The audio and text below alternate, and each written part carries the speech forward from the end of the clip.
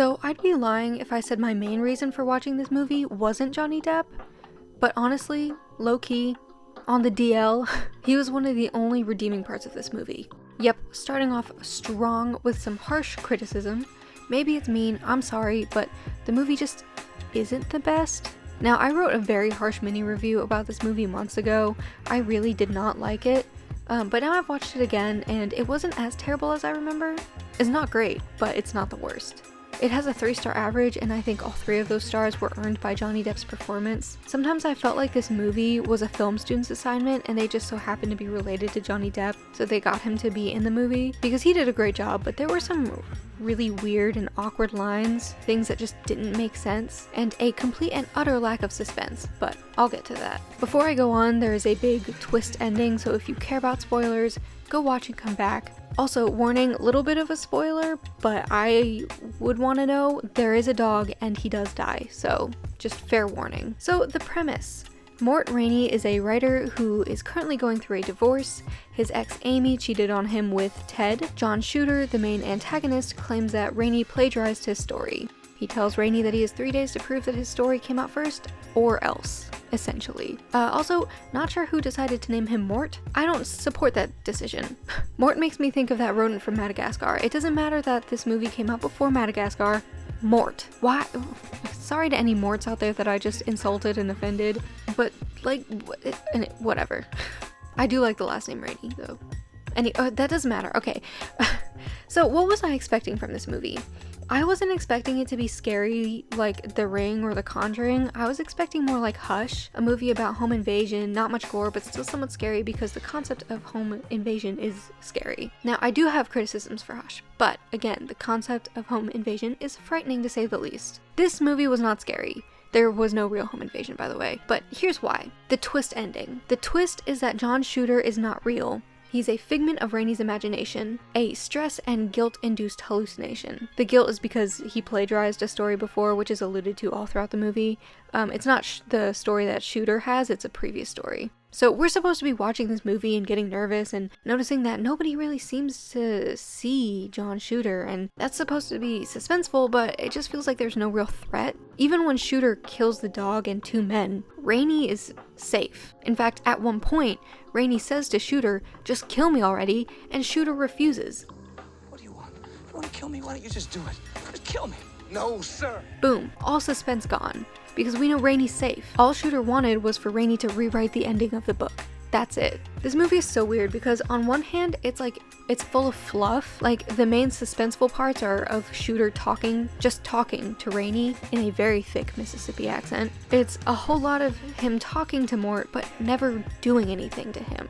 On the other hand, Shooter tells him he has 3 days to prove that Rainey is the original author, but then kills his dog a few hours later, like he didn't even wait a day. So they're trying to create this what's happening feel, but instead it just feels like there's no real threat, no stakes, thus no reason to be nervous or intrigued, the exact opposite of what you want. They could have made it seem like Shooter was gonna kill or harm Rainey to add suspense, like if Rainey refused to rewrite the story or something, but no, it's just Shooter talking and Rainey waiting for his magazine, which is the proof of the original story, to arrive from his agent. I feel like this movie is just a lot of waiting, which is weird because it's only 3 days, but like nothing happens and so many things happen. Mort goes to the police, Mort takes a nap, Mort talks bitterly on the phone to his ex, Mort smokes, Shooter talks to him, Shooter kills the people around him, Shooter refuses to harm Mort, Shooter burns down a house, which yes, Mort is physically the one doing all these things, but Shooter's in control. So why did Mort create Shooter? Shooter is a figment of Rainey's imagination after he essentially has an intense breakdown from the stress of being cheated on and divorced, as well as a manifestation of the guilt from plagiarizing a story. Oh, and he wears a hat that Mort bought as a joke.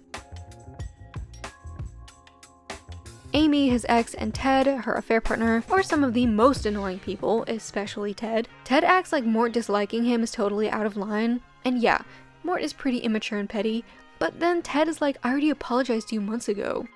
Oh, really? Must have thought her wedding ring was a little bit strange. Oh man, listen, I apologized to you months ago. You cheated. You're a homewrecker. It's gonna take a little bit more than an "I'm sorry" to be forgiven. Oh my gosh. You cheated on me? When I specifically asked you not to? Imagine feeling entitled to forgiveness when you literally wrecked a home. Now, at the end of the movie, Mort kills Amy and Ted. Well, okay, Shooter does. At the end, Mort is no longer. He is now just Shooter, and oh my gosh, I hate it. At the beginning of this movie, Mort is pretty relatable.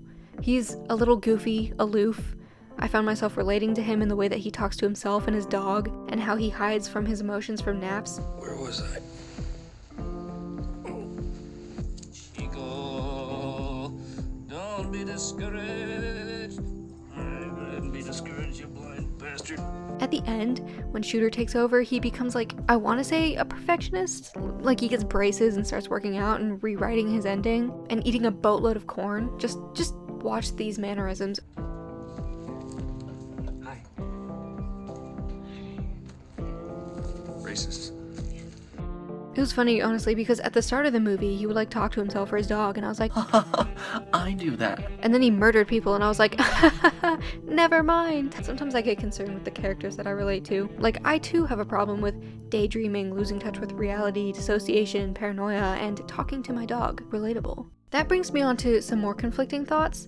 Mort was dealing with some serious mental health issues, right? Again, he's hallucinating, dissociating, paranoid, delusional. He's having a severe mental breakdown, which ends in him becoming John Shooter, and like, I'm torn, okay? I hate being that person, but the last thing we need is demonization of mental illness. More demonization of mental illnesses, right? But also, I don't want to say no villain can suffer from a mental illness ever, because of course there's going to be all types of people who suffer from mental illnesses, you know? I just think with these types of movies, we need to take them with a grain of salt and keep in mind that having symptoms like dissociation or psychosis does not automatically make you dangerous or a murderer, yeah? Now, I'm a little biased as someone who deals with severe mental health issues, so when I see a bad guy have these issues, especially when they're already so stigmatized, my first reaction is to be like, no.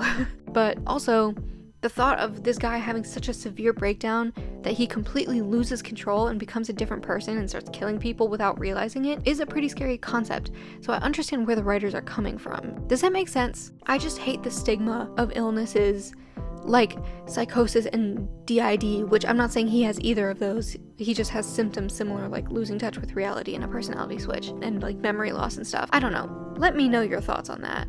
I'm really interested to know what other people think. I'm definitely torn. So at the very end, after he killed his ex and Ted, and after Shooter takes over, he rewrites the ending of his book, and I assume he plans on publishing it. Pretty sure Shooter mentioned republishing it at one point.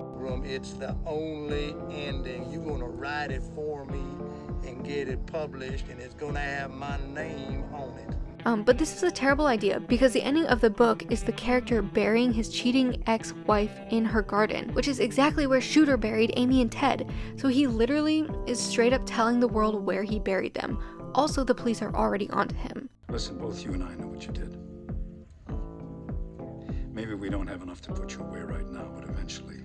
Don't you think that's the first place they're gonna look after this book is published? Also kind of weird, because when Rainey went to the police before, the guy's like lazy and disinterested in the dog murder he was trying to report, but at the end he's like, I'm gonna get you. I know that's a nitpick, but still, just this character is not consistent. Okay, look at the last shot of this movie. I hate it. Okay, let me say a few things that I did like about this movie. When Rainey is realizing that he is Shooter, and he's like talking to himself and there's the other parts of him, I thought this was a really good scene. Really well done, visually interesting. I think, again, Johnny Depp made the movie a 3-star movie. If it was anyone else, it would have been 1 star. Okay, I'm kidding. No, but he did a good job. He made Mort, like, at the beginning, very somewhat likable, or at least relatable or funny, you know? He really made us sympathize with him. So there's that. Smoke. It's gonna totally explode. These. Let's start a brand new pack. Smoke the shit out of that. I think the writers actually did put thought into this movie, even though I think it's not the best, and they just didn't execute it as well as they could have, and they did use mental illness, or at least a mental breakdown, as a villain plot point, which I already talked about that, but I do think they put a lot of thought into what they were writing, like Shooter being a manifestation of guilt because of a previously plagiarized story, as well as being just a figment of Rainey's mind. I think what they attempted was difficult, because they had to make Shooter look real but also fake, so I have to give them props for trying something like that, I guess. Even if, again, I think it just was not it was not executed the best. I feel bad for saying that, especially like knowing myself and how I suck and I have like I suck and I have the audacity to criticize this movie. Like my taste in movies and TV shows. Dude, I watch Riverdale.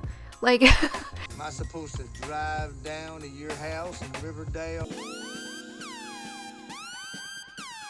and I have the audacity to critique whatever. I think there are some nice shots too, like there are some nice calm ones. But I really like when Rainey / Shooter reveals himself from behind the door and carved into the wall is shoot her. That was a good scene. Oh, but wait, this is also a weird thing. How does he fix his house? Like, he carved the word shooter into the walls and the floor and the desk. How did he fix that without people knowing? Like, he would have had to replace all the wood. I don't know. Anyway. Oh, also, love the Dorito product placement.